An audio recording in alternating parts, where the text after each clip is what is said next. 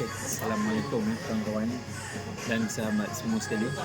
Okay, malam ni kita makan lagi di kedai Atan Tom Yum. Okay, malam ni kita bawa ikan tengas Sungai Perak. Okay, mari sini kita tengok, tunjuk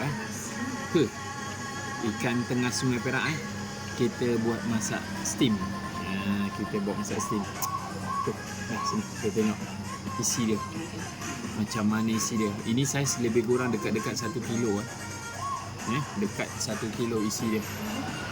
Mantap bos. Okay, mari kita try rasa tengok. Sedap ke tak sedap ikan tengas Sungai Perak.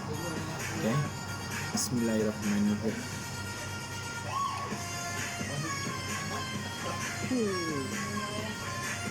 Mantap bos. Berminyak moncong. Memang padu ikan tengas tengas Sungai Perak. Adik-beradik pada Kelah. Memang patutlah sedap ramai orang. Kita makan lagi kuat. Mantap. Memang mantap Memang sedap gila. Koma kalau mana-mana nak makan kalau koma tak tahu nak cari kat mana masakan macam ni, boleh datang ke Tanjung Belanja. Kedai Atan Tom Yum.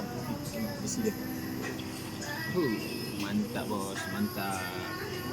Berminyak moncong. Dah, jom makan. Bismillah.